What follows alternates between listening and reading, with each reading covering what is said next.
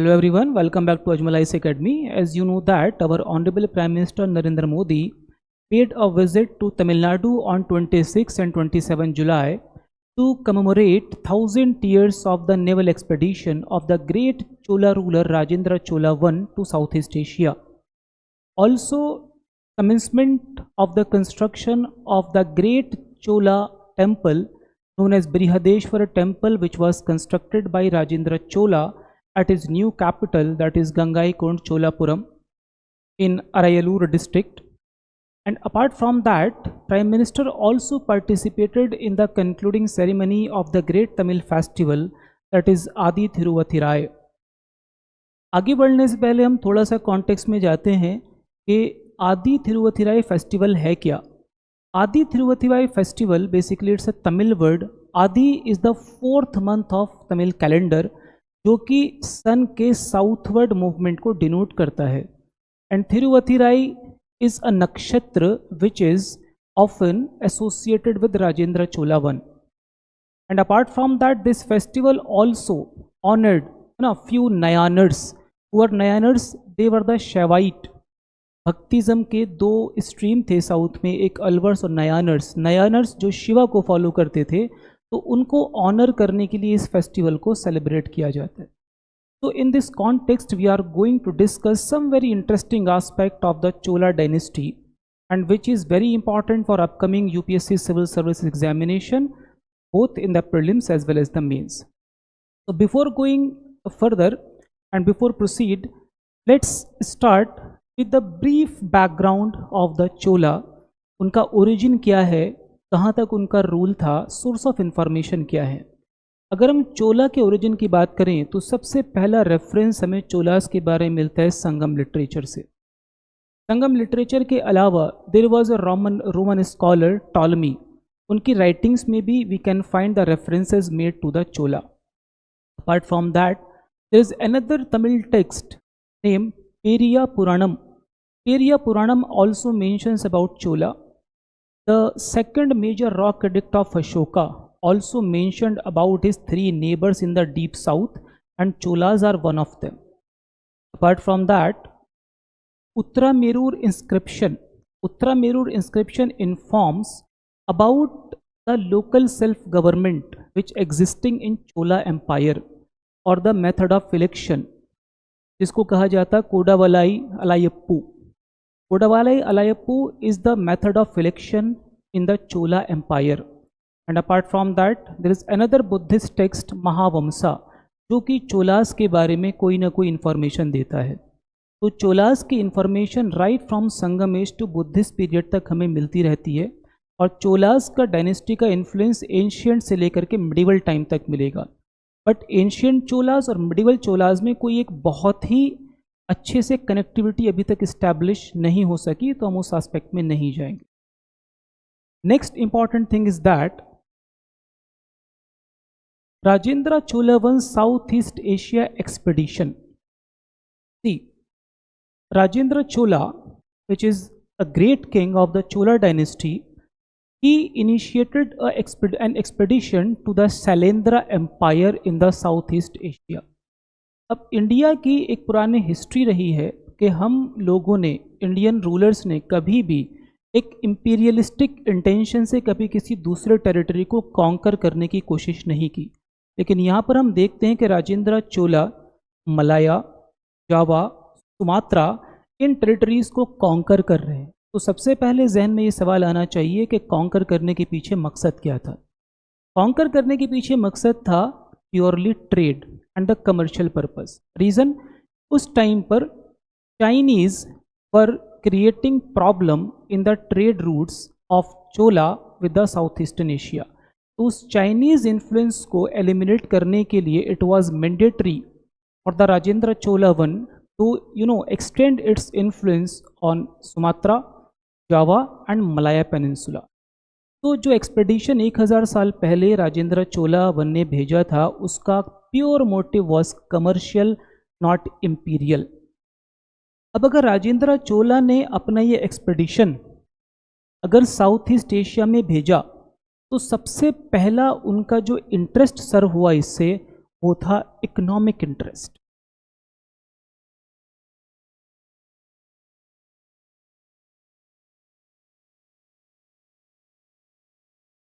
Economic interest. ऐसे कि जब ट्रेड में कोई इंटरप्शन नहीं होगा तो जाहिर सी बात है इससे चोलास को इकोनॉमिक बेनिफिट्स मिलेंगे।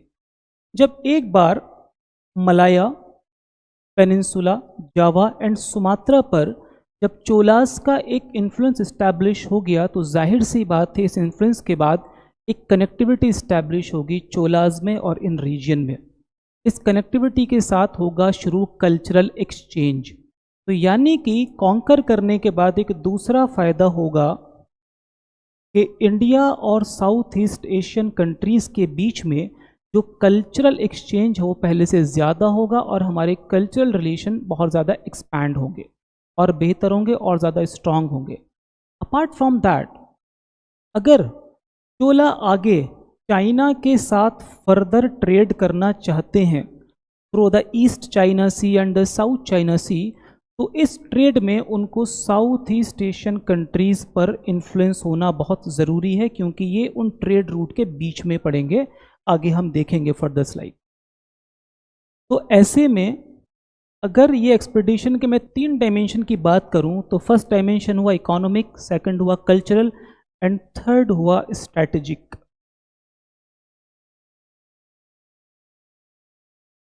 So by this expedition sent by Rajendra Chola I to the southeastern Asian countries, he tried to secure economic interest, cultural interest and the strategic interest.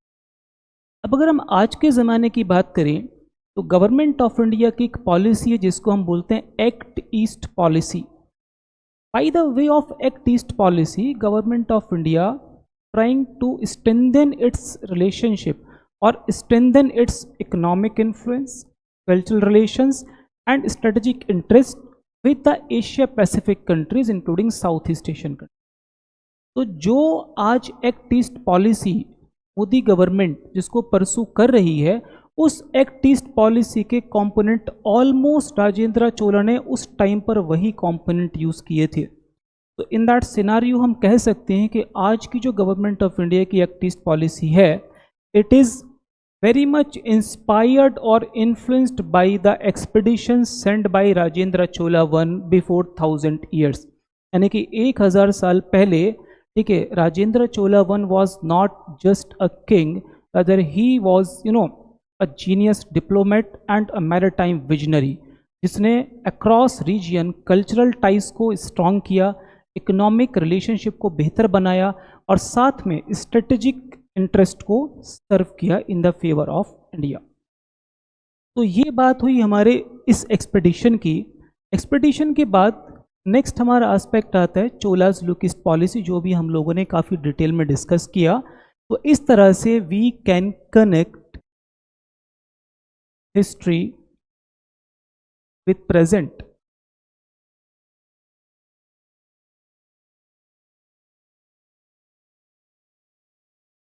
Next important चीज़ अगर जहन में आती है कि अगर मैरीटाइम ट्रेड इतना ज़्यादा स्ट्रॉन्ग था तो मैरीटाइम ट्रेड को करने के लिए बहुत ज़रूरी चीज़ें हैं, जिसमें एक इंफ्रास्ट्रक्चर आता है पोर्ट। तो नेक्स्ट क्वेश्चन है कि वो कौन से पोर्ट थे चोलास के टाइम पर जो कि इस मैरीटाइम ट्रेड में इन्वॉल्व थे, है ना, जिसमें से सबसे इंपॉर्टेंट थे मामल्लापुरम, कावेरीपट्टनम, नागानीपट्टनम, कांचीपुरम, कुलाचल एंड थुथुकुडी। इन सारे पोर्ट में Mamallapuram, Kaveripattinam and Nagapattinam, they are on Coromandel coast. What is Coromandel coast? Eastern coast का वो पार्ट जो कृष्णा रिवर और पॉइंट कैलीमूर के बीच में आता है। आज के ज़माने का थोड़ा सा आंध्र प्रदेश एंड थोड़ा सा तमिलनाडु मिला करके हमारा ये बनेगा Coromandel coast. Second last Kanchipuram, Kulachal and Thoothukudi. तो इन पोर्ट पर यूपीएससी ने पहले भी क्वेश्चन पूछे हैं। अगेन दे में आस्क सच क्वेश्चन कि वो आपको इन पोर्ट के नाम दें। Consider the following port: Mamallapuram, Kaveripattinam, Nagapattinam, Kulachal, Thoothukudi, Kanchipuram. तो इसमें पूछ सकते हैं कि इनमें से कौन कौन सा पोर्ट कोरोमंडल कोस्ट पर सिचुएटेड है। ठीक है, तो आपको इन 3 पोर्ट का आंसर पता होना चाहिए। यूपीएससी के एस्पेक्ट में हम चोलास को डिस्कस इसलिए कर रहे हैं कि आज से पहले प्राइम मिनिस्टर नरेंद्र मोदी जी ने रामानुजाचार्य की एक मूर्ति का अनावरण किया, ठीक है। In the same year UPSC asked a question on Ramanujacharya. Prime Minister Narendra Modi also inaugurated, Somnath Temple circuit. In the same year, UPSC asked a question on Somnath Temple. In another year, Chausanth Yogini Temple was in news. Why? Because Chausanth Yogini Temple का जो architecture है, जो design है, it is very much similar to the old Parliament building. तो new parliament building बनने की वजह से ओल्ड पार्लियामेंट बिल्डिंग न्यूज़ में था, ओल्ड पार्लियामेंट बिल्डिंग की वजह से चौसंत योगिनी टेम्पल न्यूज़ में आया और उस पर यूपीएससी ने क्वेश्चन पूछा. तो in this way, by integrating history with current, you can expect question in the years to come. यानी कि नेक्स्ट ईयर के यूपीएससी में कौन से क्वेश्चन पॉसिबली आ सकते हैं, हम उसके बारे में इस तरह से एक्सपेक्टेशन कर सकते हैं.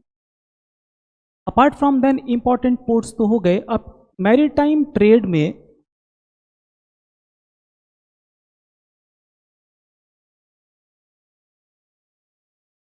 एक एस्पेक्ट हुआ पोर्ट का, लेकिन मैरीटाइम ट्रेड बिना शिप या नेवी के पॉसिबल नहीं है. तो अगर चोलास के टाइम पर मैरीटाइम ट्रेड इतना ज़्यादा फ्लरिश कर रहा था, इसका मतलब ये है कि ज़रूर उनके पास कोई स्ट्रांग नेवी रही होगी. तो let's discuss some point about their navy. Navy is all about ship building. Ship building के बारे में हमें पता चलता है एक बुक जिसका नाम है Kappal Sattiram. Kappal is a Tamil word which means ship. Sattiram is derived from another Sanskrit word that is shastra. Shastra means law, kappal means ship, यानी कि लॉ ऑफ शिप और लॉ ऑफ मैरीटाइम ट्रेड. आज के ज़माने में अगर हम देखें तो United Nations convention on law of sea, ये क्या बताता है कि जितने भी सी लेन कम्युनिकेशन है वो किस तरह से होगा. 17th और 18th सेंचुरी में ब्रिटिश गवर्नमेंट ने बहुत सारे नेविगेशन एक्ट पास किए थे.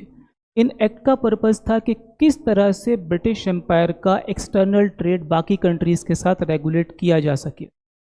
इंडियन गवर्नमेंट ने आज़ादी के बाद 1958 में मर्चेंट शिपिंग एक्ट पास किया कि शिपिंग को हम कैसे करेंगे.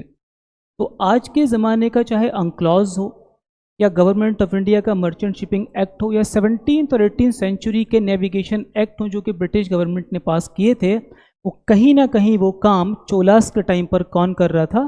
Couple Sattiram. Very important name in the UPSC exam. They may ask a question like that in the context of cultural history of India.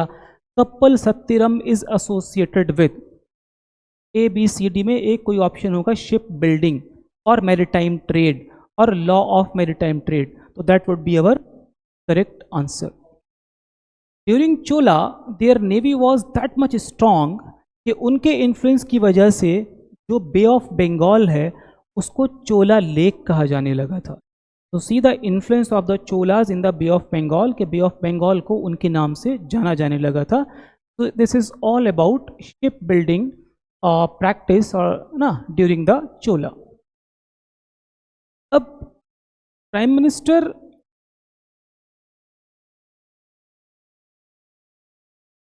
ये चोला ट्रेड रूट है, हम देख सकते हैं यहाँ हमारा साउथ इंडिया से शुरू होकर के पूरा इस तरह से साउथ ईस्ट एशिया से होते हुए East China Sea and South China Sea होते हुए ये आगे जा रहा है. इसका हमने जिक्र किया था स्ट्रेटेजिक इंपॉर्टेंस कि अगर चोलास चाहते हैं कि उनका ट्रेड चाइना के साथ भी चले तो उनको बीच में ज़रूरत पड़ेगी साउथ ईस्ट एशिया की. That is the strategic importance of the expedition of Rajendra Chola one which he sent before 1000 years ago.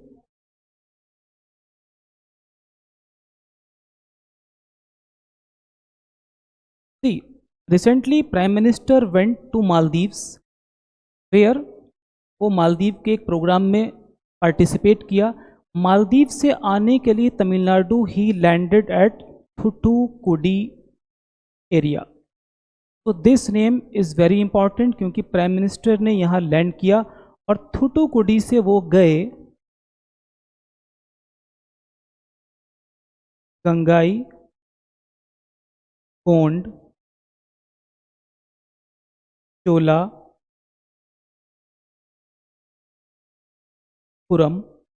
temple. Now next question which UPSC may ask on Gangaikond Cholapuram temple. तो हम थोड़ा सा देखेंगे कि चोलास के जो important temples हैं उनको कहा जाता है the great living Chola temples. The great living Chola temples में 3 चोला टेम्पल्स को इंक्लूड किया जाता है, जिसमें से first temple is the Brihadeeswara temple at Tanjore, second Brihadeeswara temple at Gangaikonda Cholapuram and third Airavatesvara temple at Darasuram. Brihadeeswara word denotes lord Shiva. Brihad means large, Ishwar means God, है ना, बड़े गॉड जिनका स्टेटस बहुत बड़ा है। तो Brihadeeswara word denotes lord Shiva and Airavateshvara denotes lord Vishnu, यानी कि दोनों टेम्पल या तो शिवा को डेडिकेटेड है या विष्णु को। The question may arise why only Shiva और Vishnu, why not any other god? The answer is that between 7th to 12th century Tamil Nadu region में भक्ति मूवमेंट शुरू हो रहा है and this bhaktism was centred around the worship of 2 god, one is Shiva, second is Vishnu. तो जो उस time पर एक डोमिनेंट थिंकिंग है ना, worship of Shiva and Vishnu, वो चोलास के टेम्पल में रिफ्लेक्ट होती है। अब मोदी जी थुटुकोडी से कहाँ गए? Gangaikonda Cholapuram temple. So let's discuss something about Gangaikonda Cholapuram temple. See, the second great king of Chola dynasty, that was Rajendra Chola I, he crossed the river Gange and he defeated Mahipala I of the Pala dynasty. When he defeated Mahipala I, so he recognized himself the Chola who conquered Ganga. That's why he gave a new name, Gangaikond. That means the Chola who conquered the Ganga.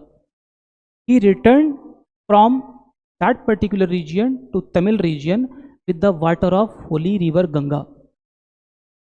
आमतौर पर जब कोई एक राजा किसी दूसरे territory पर attack करता है तो वॉर में प्लेंडरिंग बहुत आम चीज़ होती है।